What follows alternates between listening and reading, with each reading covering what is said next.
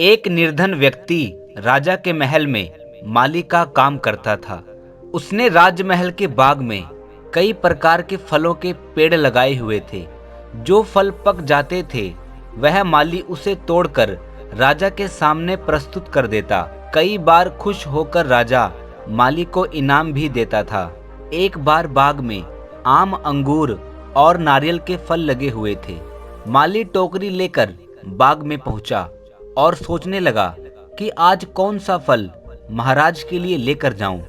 कुछ देर सोचने के बाद उसने अंगूर तोड़ लिए और टोकरी में भरकर राजा के पास पहुंचा। उस दिन राजा कुछ चिंतित था। उसे गुप्तचर द्वारा सूचना मिली थी कि पड़ोसी राज्य के राजा उस पर आक्रमण की तैयारी में हैं। वह इस बारे में गहन सोच में विचार में डूबा हुआ था। तभी माली उसके पास पहुंचा और चुपचाप उसके सामने टोकरी रखकर कुछ दूर जाकर बैठ गया। राजा मंथन करते करते टोकरी से अंगूर उठाकर खाने लगा। वह आधा अंगूर खाता और आधा फेंक देता, जो माली के ऊपर गिरता। जैसे ही अंगूर माली को लगता वह कहता, भगवान तू बड़ा दयालु है। सोच विचार में डूबे राजा का ध्यान इस और नहीं था कि वह अंगूर माली के ऊपर फेंक रहा है। एक बार उसने अंगूर माली के ऊपर फिर फेंका और माली ने फिर से कहा, भगवान तू बड़ा दयालु है। इस बार राजा का ध्यान माली की ओर चला गया। उसने आश्चर्य से उसे देखा और पूछा, माली मैं तुम पर जूठे फल फेंक रहा हूँ और तुम कह रहे हो भगवान तू बड़ा दयालु है। इसमें भगवान की कैसी दया। तभी माली ने उत्तर दिया, महाराज आज बाग में 3 तरह के फल लगे हुए थे, आम, अंगूर और नारियल।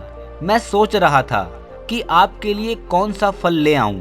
भगवान की दया से मेरी बुद्धि में आया कि मैं आपके लिए अंगूर ले चलूं, और मैं अंगूर ले आया। यदि मैं आम या नारियल ले आता तो सोचिए मेरा क्या हाल होता। इसीलिए मैं यही कह रहा हूँ, भगवान तू बड़ा दयालु है। माली का उत्तर सुनने के बाद राजा सोचने लगा कि मैं व्यर्थ में ही चिंतित कर रहा हूँ। भगवान की दया से उसे समय रहते ही पड़ोसी राज्य के राजा के मंसूबों का पता चल गया था। इससे उसे अपने राज्य की रक्षा की तैयारी का पर्याप्त समय मिल गया है। उसने भगवान को धन्यवाद दिया और राज्य की रक्षा की तैयारी में जुट गया। जब युद्ध हुआ तो उसमें उसकी विजय हुई और उसने अपना राज्य बचा लिया। मेरे प्यारे दोस्तों, समय का चक्र ऐसा ही है। कभी अच्छा समय आएगा तो कभी बुरा। अच्छे समय में हम भगवान को धन्यवाद देना भूल जाते हैं और बुरे समय में शिकायत करने लग जाते हैं। जबकि आवश्यकता है कि अच्छे समय के लिए हमें भगवान का धन्यवाद करना चाहिए और बुरे समय के लिए हमें आभार व्यक्त करना चाहिए। छोटी छोटी परेशानियों का सामना करके ही हम बड़ी मुसीबतों का सामना करने योग्य बन पाएंगे। इसीलिए जीवन में आने वाली छोटी सी छोटी समस्याओं से घबराओ मत, बल्कि उसका सकारात्मक सोच से सामना करो। बुरी परिस्थितियां आपकी दृढ़ता की परीक्षा है। ऐसे समय में टूटे नहीं, ये साबित कर दें कि आप हर परिस्थिति में सामना कर सकते हैं और उस परिस्थिति से लड़कर आप उभर सकते हैं और जीवन में आगे बढ़ सकते हैं।